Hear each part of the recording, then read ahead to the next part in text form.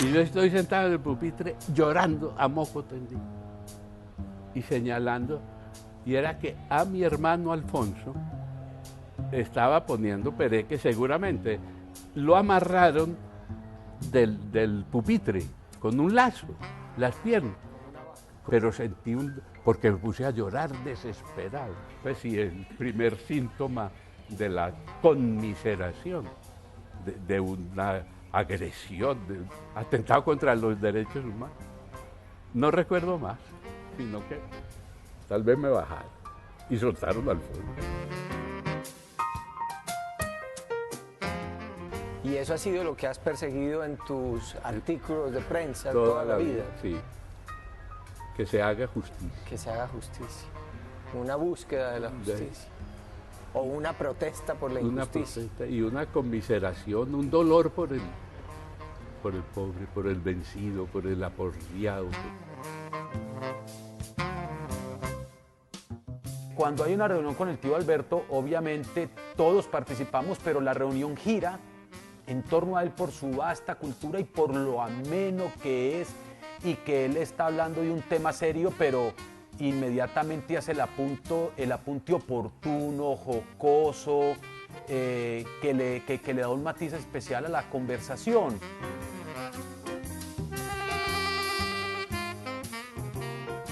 No, es un desastre. Quieren desmantelar el Estado para beneficio de los potentados que eligen el poder. Es lo que he dicho, esto no es una democracia, sino una plutocracia, que es el nombre que se da. Pluto es dinero, potencia.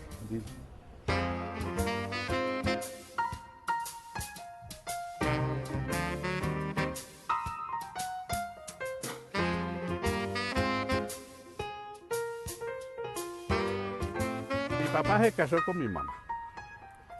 En Girardot. En Girardota. Mi mamá era de Girardota.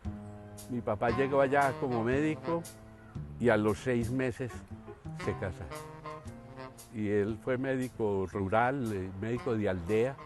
Nació Alfonso en 1924, en Amalfi, porque él tenía un contrato con la Rockefeller para hacer a la uncinariasis. La uncinariasis, darle purgante a todo el mundo y sacarle los gusanos. Entonces se estaba 6 meses en cada pueblo y 6 meses la familia detrás. Al año justo, porque eran de una efectividad la hijueputa. Nació una mujer. Nacieron 2 mujeres, las mellizas. Unas mellizas, que se llamaban Marta y Lucía. Pues claro que yo no las conocí. Y murieron a los 3 meses. Al mismo tiempo, casi. Con 12 o 14 horas de gastroenteritis, que era lo que se moría. Entonces, la segunda y tercera murieron. Un año más tarde nació Cecilia, creo. Y se murió a los 6 meses, a los 3 meses. Y un año más tarde nací yo. Entonces yo soy sobreviviente. Ellos estaban esperando que yo me muriera. No, pues, sí, era como lo normal. Sí, era como lo lógico. Entonces mi papá, por eso creo que en él funcionó en ese día buscarme a mí, no a Alfonso. ¿Pero será que cuidaban más a los niños, que se murieron fue las mujeres? No, era lo mismo. No, era la situación general de pobreza. Sí, de poca higiene en el poca acueducto. Higiene y todo, y pobreza. Y después nació Margarita. Y después nació Margarita. Y después, en el año 30, nació Mario. O sea que éramos 7.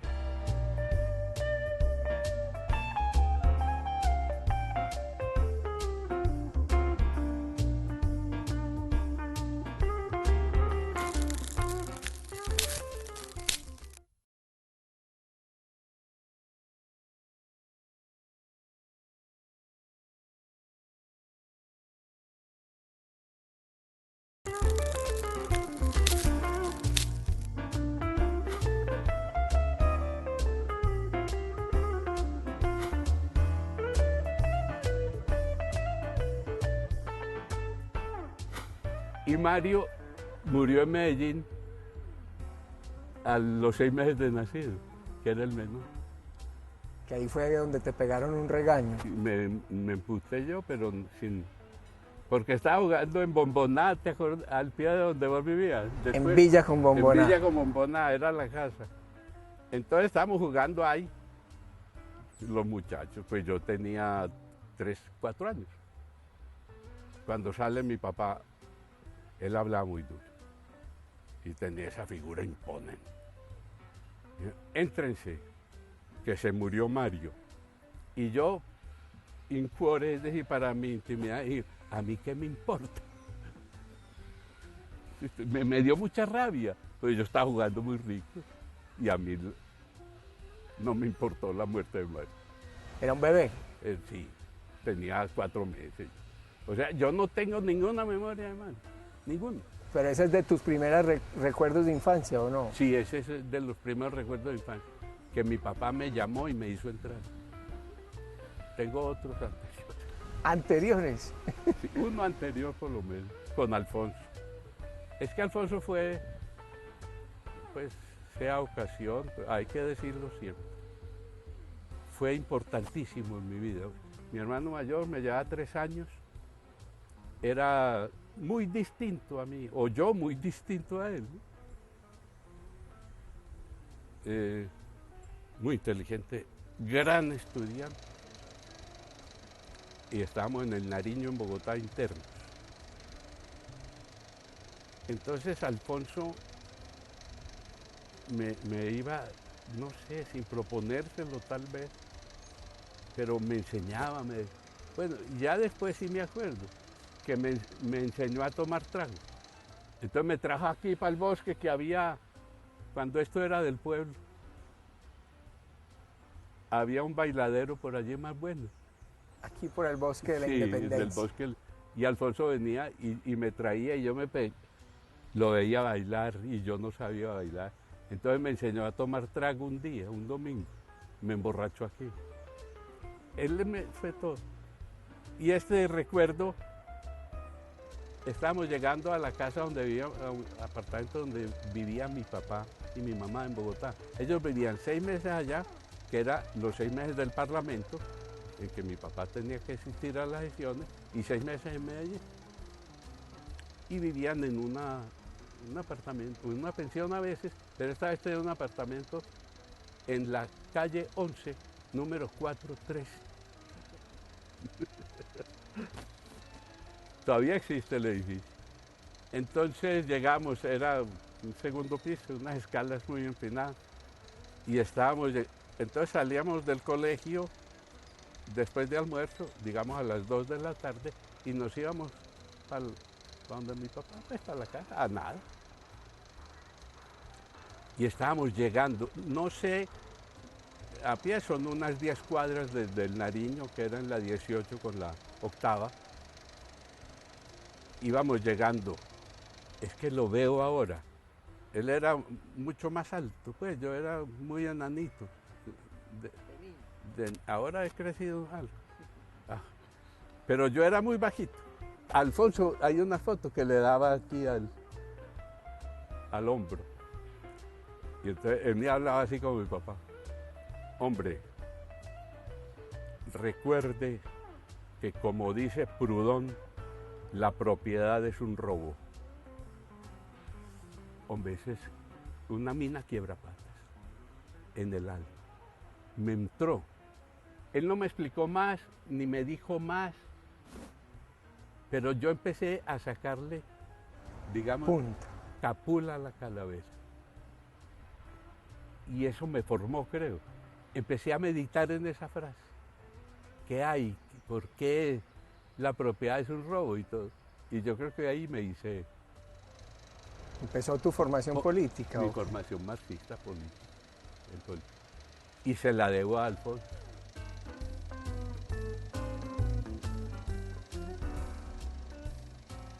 Aguirre, a vos te ha acompañado la poesía toda la vida.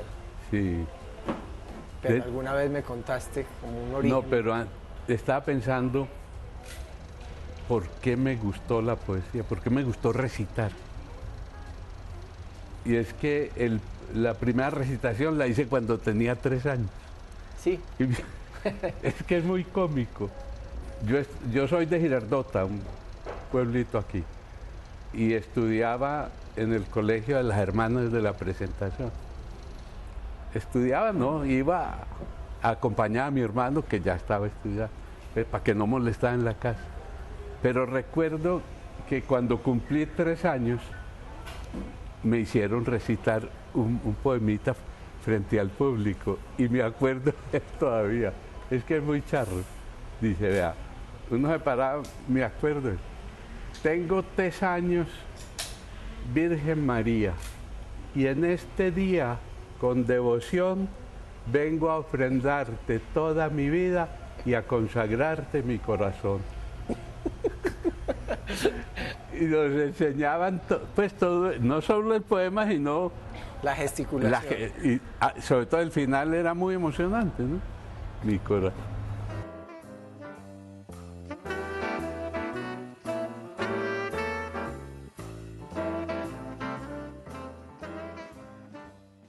Ahora hablaste del primer poema que recitaste donde las hermanas de la Presentación.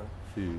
También una vez me contaste que allá viste que habían amarrado a tu hermano. Ah, esa es la primera. Y que es como el nacimiento de tu sed de justicia, tal sí, vez. Sí, es. Alfonso, mi hermano, del que he hablado, me lleva 3 años. Entonces, vivíamos en Girardota. Él ya iba a la escuela primaria, ¿no es cierto? Pero yo tenía apenas 3 años y no me admitían, no había... No. Entonces me dejaban en la casa, pero yo debió ser muy necio y muy jodón. Entonces me mandaban para el colegio, para que me tuvieran allá 4 o 5 horas que duraba. Y lo que recuerdo es tal vez el primer recuerdo nítido, que de pronto, pues así empieza el recuerdo y se va hacia atrás un poco. Estoy sentado en el pupitre, pues me daban pupitre y todo. Y yo estoy sentado en el pupitre llorando a moco tendido y señalando. Y era que a mi hermano Alfonso estaba poniendo pereque, seguramente lo amarraron del pupitre con un lazo, las piernas. Y eso a mí, pues yo no tengo conciencia razonable de qué sentí, pero sentí porque me puse a llorar desesperado. Y yo creo que era, pues sí, el primer síntoma de la conmiseración, de una agresión, de un atentado contra los derechos humanos. No recuerdo más, sino que tal vez me bajaron y soltaron al Alfonso. ¿Y eso ha sido lo que has perseguido en tus artículos de prensa toda la vida? Sí. Que se haga justicia. Que se haga justicia. Una búsqueda de la justicia.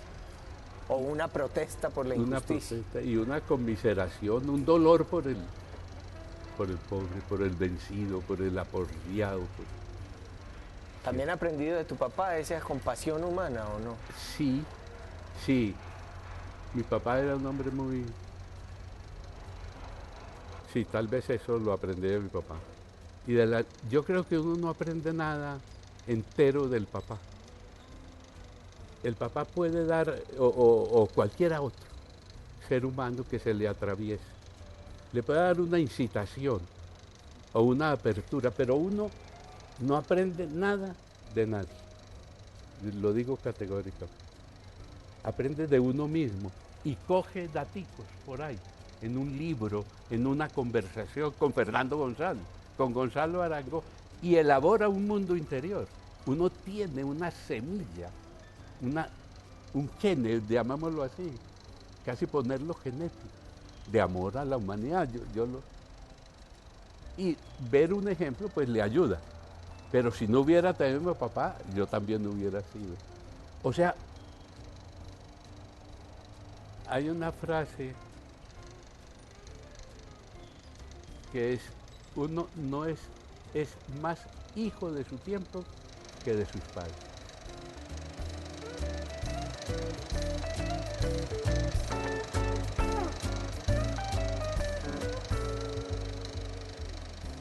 Yo tengo un recuerdo de él, sobre todo en la época de las vacaciones, cuando íbamos a la finca que tenía la familia en San Cristóbal. Estaban todos mis hijos pequeños, las hijas de él también pequeñas, y eran unas vacaciones muy agradables, inolvidables, diría yo. Lo recuerdo siempre leyendo, siempre en la biblioteca leyendo. Es una persona de un corazón muy tierno, yo diría que tímido, goza mucho con sus sobrinos, con mis hijos. En vida de mi marido, nos reunimos siempre los viernes en mi casa y era un jolgorio con él y con mis hijos contando cuentos, él divirtiéndose con ellos, hablando de sus artículos, y entonces mis hijos le decían, no, es que tío Alberto, a usted no le gusta nada. Bueno, era un motivo de conversación, y él asistía casi siempre diría yo, porque iba precisamente a visitar a Alfonso, que era su hermano del alma.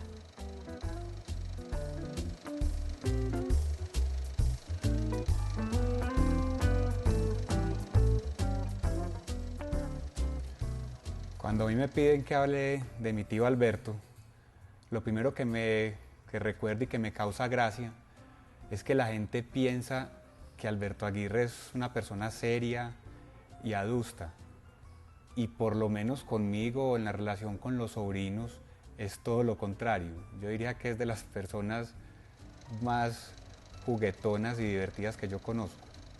Recuerdo una anécdota para demostrarles que es un mamagallista profesional. Un día que estaba hablando con mi hermano sobre algún tema, Alberto Aguirre no quería opinar y mi hermano quería discutir con él sobre ese tema. Creo que era un tema de fútbol. Hasta que mi hermano le dijo, tío, pero intercambiemos ideas. Y le contesta Alberto Aguirre, no, compañero, porque si intercambiamos ideas yo salgo perdiendo. Eso, estábamos en la reunión en mi casa y todos soltamos la carcajada. Y hablando de su espíritu también, de su espíritu juguetón,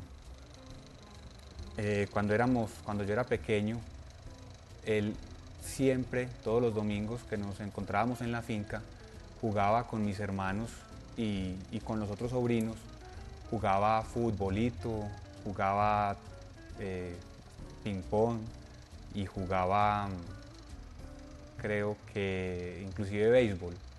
Y no había ningún otro adulto, en la finca no había ningún otro adulto que se integrara con los sobrinos. Él era la única persona que jugaba con ellos, y lo más gracioso era que Alberto les hacía trampa en casi todos los juegos para sacarles la rabia. Entonces mis hermanos y mis primos se entraban a la finca después del juego colorados de la rabia, y Alberto Aguirre entraba muerto de la risa.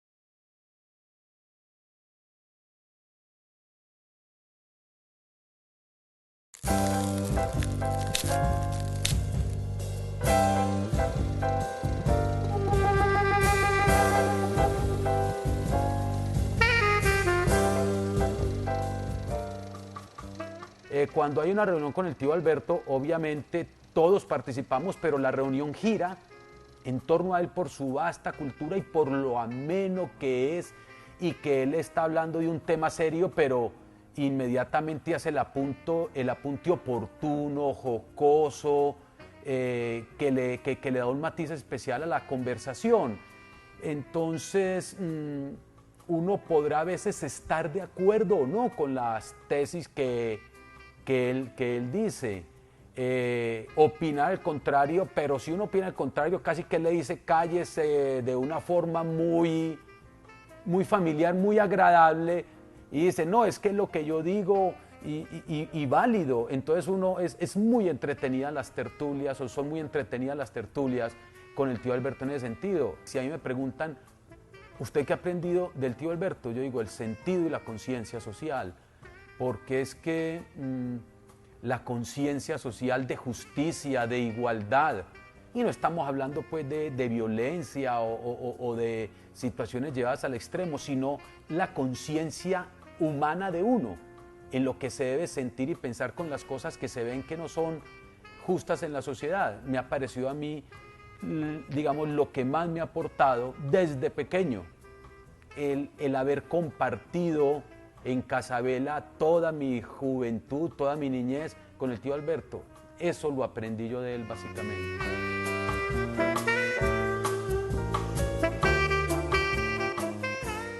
Pero yo a la rabia no me refería a la rabia por tu papá o por la familia, sino a la rabia que hay también en tus artículos. La rabia política, sí. Sí. Sí, Sí, eso es lo que da una tristeza enorme ser colombiano y en particular ser antioqueño. Y da rabia, pero se le mezclan a uno esas dos cosas porque se agrega la impotencia de ver la hipocresía, la crueldad, las trampas, hombre, todos los días, y nadie dice nada. Quieren desmantelar el Estado para beneficio de los potentados que eligen el poder. Es lo que he dicho, esto no es una democracia, sino una plutocracia, que es el nombre que se da. Pluto es dinero, potencia. El país más peligroso para ejercer la actividad sindical es Colombia. Eso lo ha dicho la OIT. En el último año han asesinado 15 o 17. O sea, eso da rabia, da tristeza. Y vos has estado denunciándolo durante 50 años. 50 años. Escribiendo. ¿Y qué? ¿No sirve para nada? No sirve para nada. Voy a poner un ejemplo. Es como hacerse la paja. Pero la paja sirve. Siempre sirve, ¿no? Se da un gustico. Ajá. Sí, en ese sentido. Entonces, escribir un artículo también da un gusto. Se da un gusto. Al terminar es bueno. No cree que va a destruir nada.